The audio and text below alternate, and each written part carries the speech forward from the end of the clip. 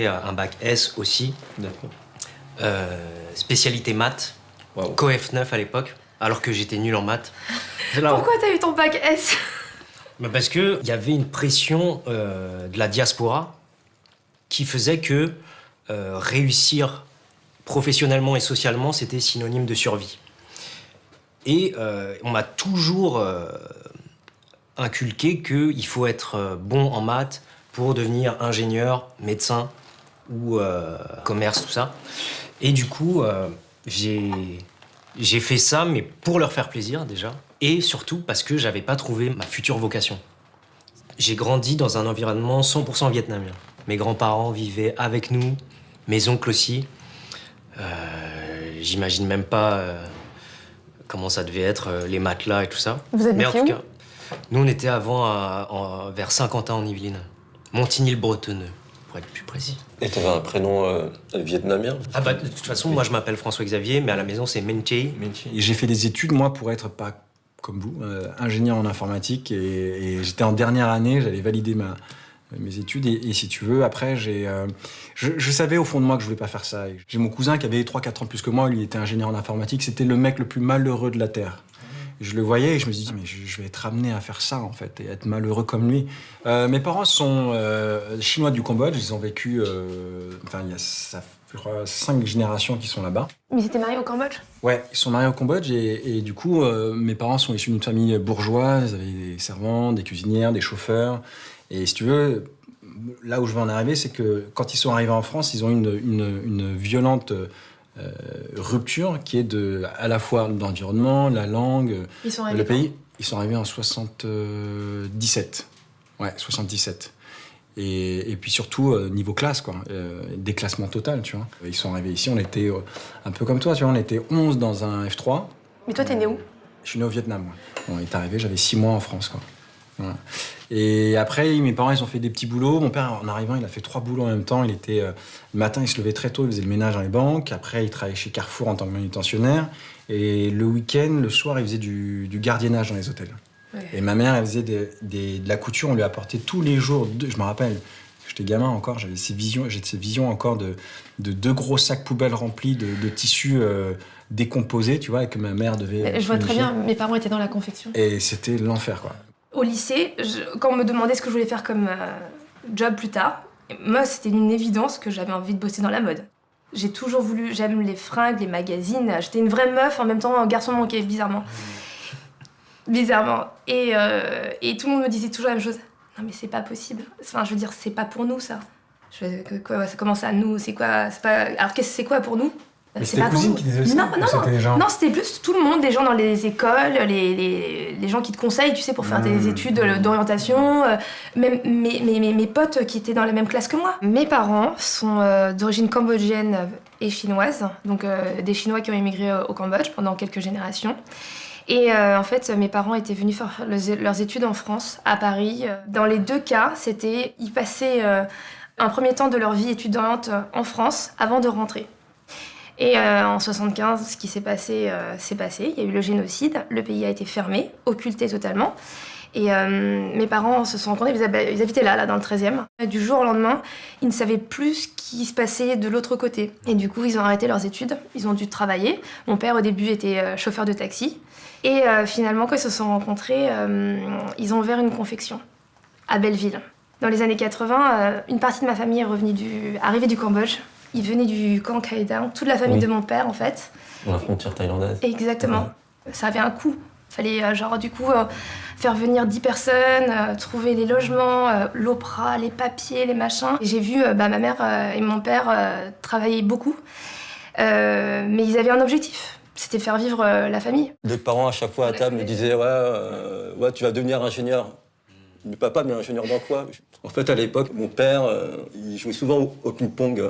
On avait une table de ping-pong dans le garage et il m'avait inscrit dans un club de ping-pong et j'ai voulu être pongiste professionnel. Et mon père, il s'est dit qu'il n'y avait pas vraiment de débouché en tant que pongiste professionnel et j'ai fait un BEP en génie électronique.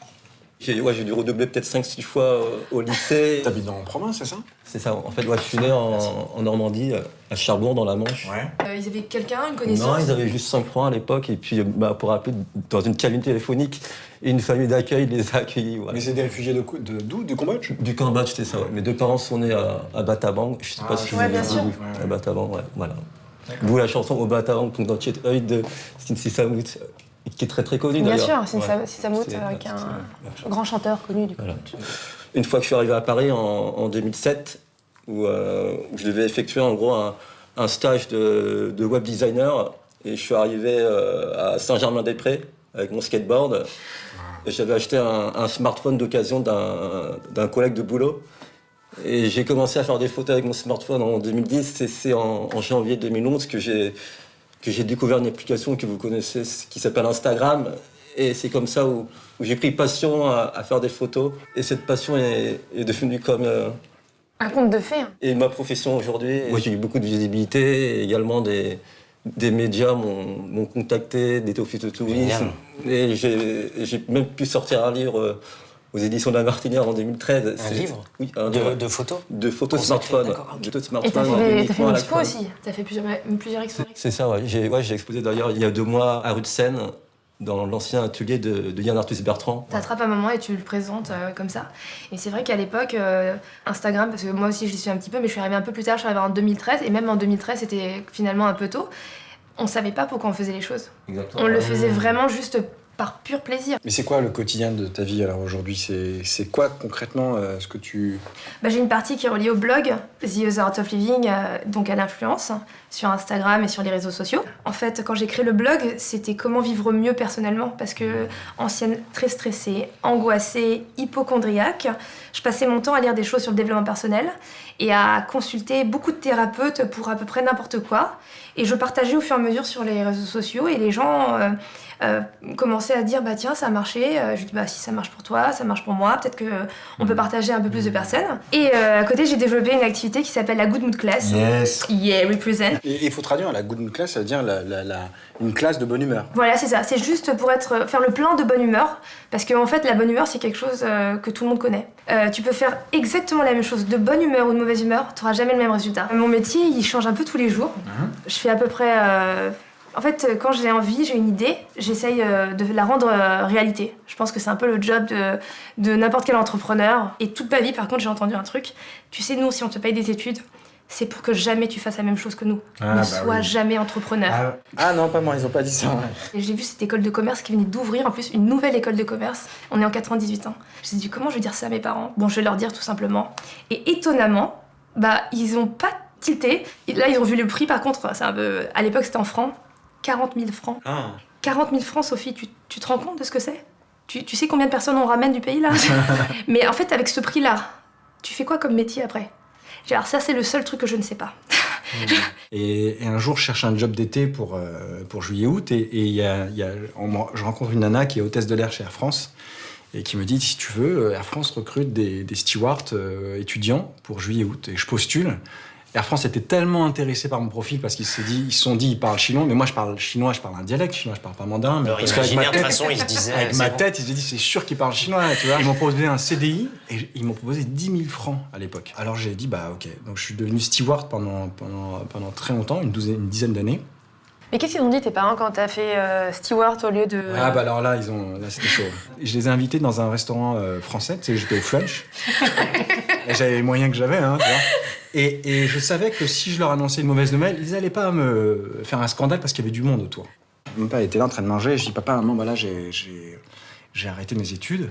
Et là mon père il m'a regardé comme ça. Et il m'a dit mais tu fais quoi alors? Et je lui dis bah en fait je suis steward. Et il dit steward.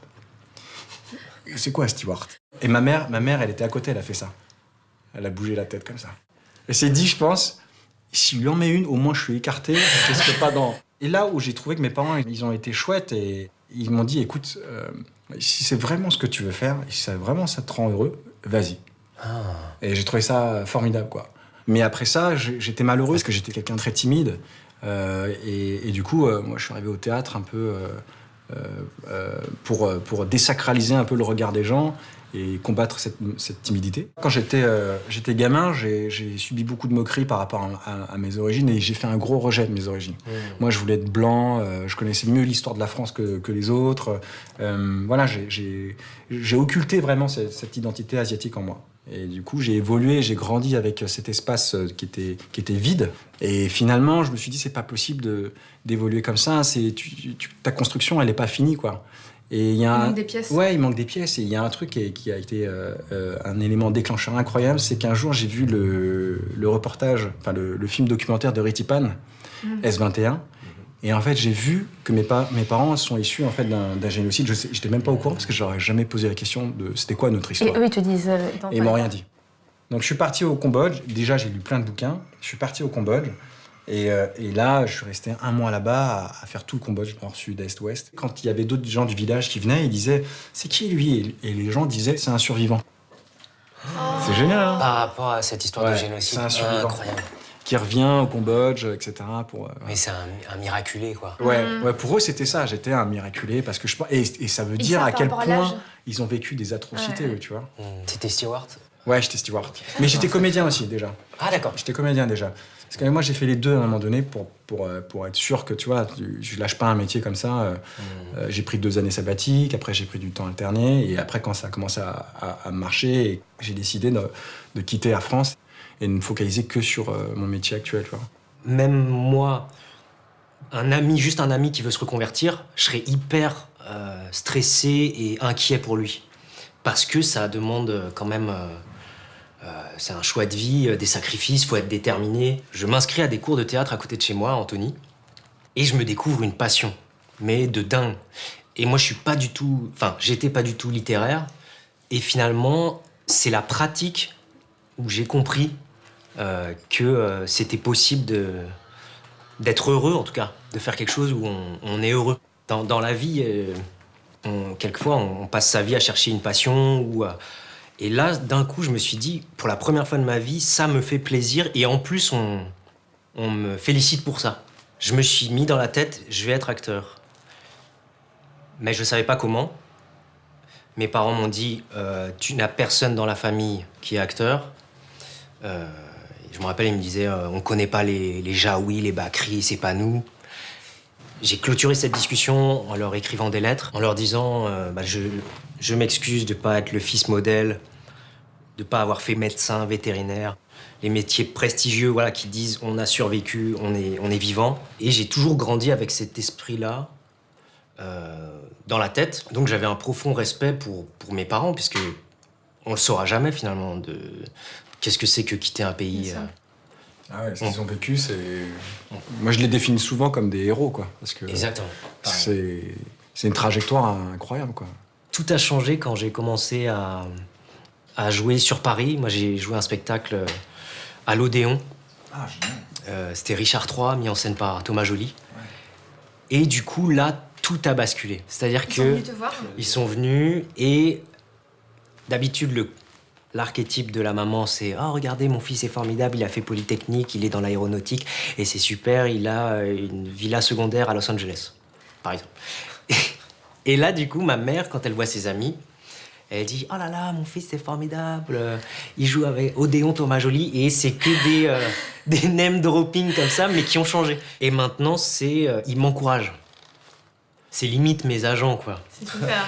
Et ils s'intéressent à mes projets, alors qu'avant, j'en parlais pas. Quand j'ai commencé à être acteur, tout le temps, elle me disait « Mais tu sais, tu peux changer encore. » Ouais, c'est marrant.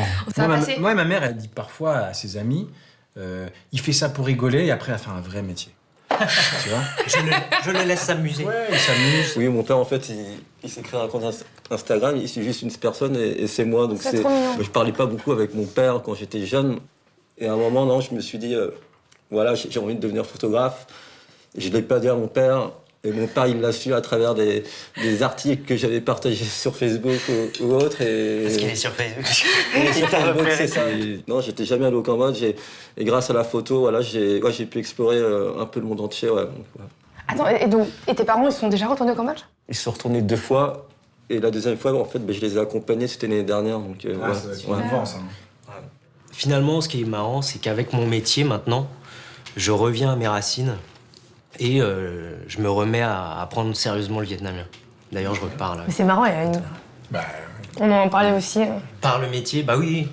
Parce que c'est tous les métiers, je pense, artistiques, c'est une quête de l'origine aussi, de revenir à soi, d'être le plus vrai possible. Et si on n'a pas compris tout ça, je pense que on peut pas, en tout cas, aller ailleurs, quoi. ouais, être libre. Exactement. Savoir qui on est pour pas savoir où on va, quoi. Ouais. Ouais. Je pouvais pas concevoir en fait d'avoir un enfant tant que moi j'étais pas serein, en phase avec qui j'étais.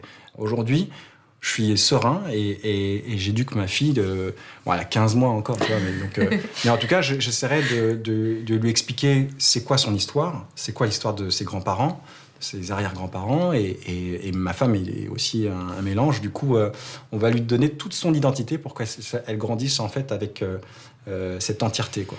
Là, le conseil que je donnerais à mes futurs enfants, c'est voilà, de se lâcher, de se faire plaisir avant tout et d'être curieux et non traîner sur les réseaux sociaux, parce que c'est pas les réseaux sociaux en fait qui font avancer les choses, c'est ça, ouais, exactement, ouais. Mais plutôt l'histoire de la photo, d'aller dans les expositions, dans les musées et de faire ça par passion avant tout. Voilà.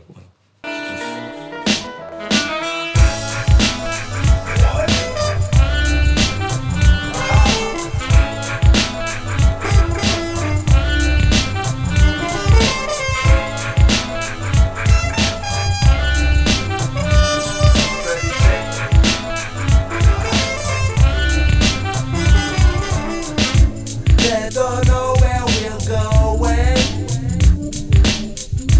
but they know where we're from. They don't know why we're fighting. We're fighting for freedom.